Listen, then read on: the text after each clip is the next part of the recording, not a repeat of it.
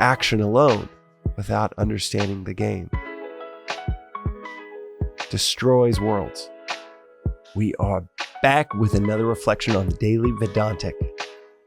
Today's reflection is on chapter 4, the yoga of renunciation of action in wisdom. This chapter 2, 3, and 4 really gets at the knot that we get ourselves into in not understanding the proper value, proper role of action in our pursuit of knowledge. So often we will pursue knowledge thinking, well, that's the gold. If you have knowledge, you have it all.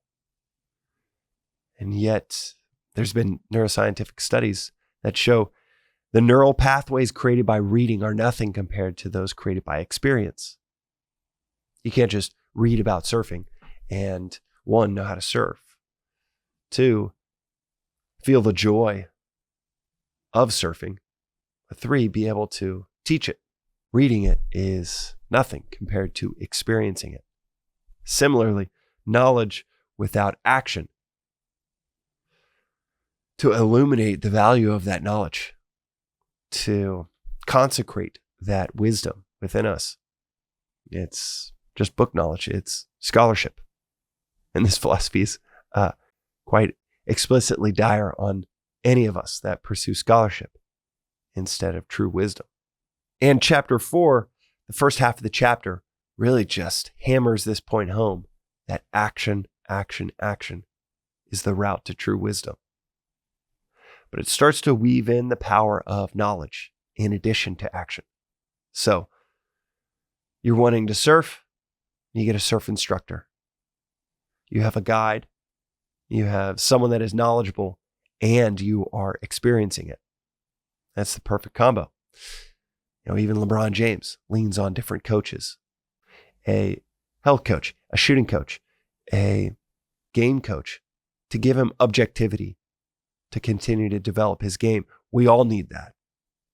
We all need that guide. And this chapter does give importance to a guru, to that type of guide with that ultimate knowledge.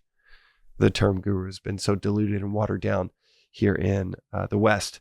So this is the highest form of what that term originally meant. But the verse that I want to talk about within chapter 4 is verse 38, where he says, "Verily, there is no purifier here like knowledge. He who is perfected in yoga finds it in the self, in time." There is no purifier like knowledge. Knowledge in this chapter and throughout this philosophy is compared to fire. Fire is that which purifies. Knowledge is like a fire that purifies all that it touches. And if there's one calling for all of us, it is to purify ourselves. I asked, first trip to the ashram, I asked Swami, he was probably 94 at this time. And I asked him, maybe our second meal together, thinking that it was just like a common sense offering of how can I serve the work you're doing? And Swami just bowed his head, shaking it in disappointment. Just total opposite reaction I thought he would have, shaking his head in disappointment, and looks up and says, "You can't serve the ashram. Just purify yourself." And that harsh stiff arm, what I thought was going to be received with, open arms, in that harsh stiff arm, there's so much wisdom. And essentially saying that is pure ego to think that you can serve. You're minutes into a new environment and you think you can start serving it. You don't even know the game and you're just moving chess pieces around saying, let's do this and let's move this piece here and let's replace this piece with a piece of ham. Not having learned the game, but so intent on moving pieces around. That's where knowledge comes in, because action alone, without understanding the game,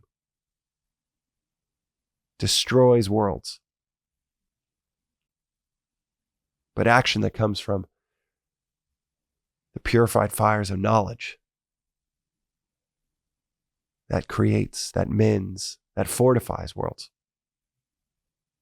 and ultimately transcends worlds. If we want to be useful in our communities, we have to cultivate our character, our wisdom within us. Before that crisis event on a Tuesday at 4 p.m., you got to perfect and master the free throws way before game 7 is game 7 of the NBA Finals. 10 seconds down and you're on the free throw line. And that is through a cultivation of wisdom, a pursuit of knowledge at the same time that we're diving into action, informed by that knowledge, purified by that knowledge. Aristotle said the most important thing we do is the cultivation of our character. And yet, how many minutes a week, a month do you spend cultivating your character? How many minutes do we spend diving in and building that muscle of wisdom?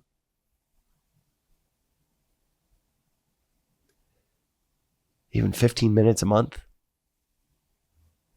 15 minutes a day for the most important thing that we do. And that is because that's the backdrop. That is the muscle you lean on when we're called to perform.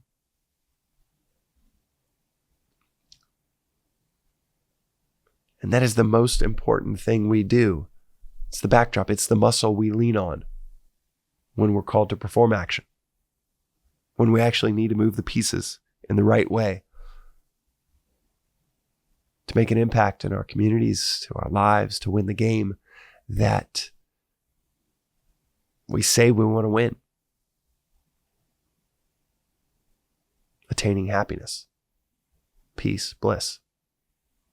To be able to do that requires us to not just play the game, but to understand the game. And to purify ourselves through knowledge. Knowledge of the capital S self. Knowledge of what is. That's today's reflection on the daily Vedantic. Chapter 4 tomorrow. We'll dive into chapter 5. We'll see you then.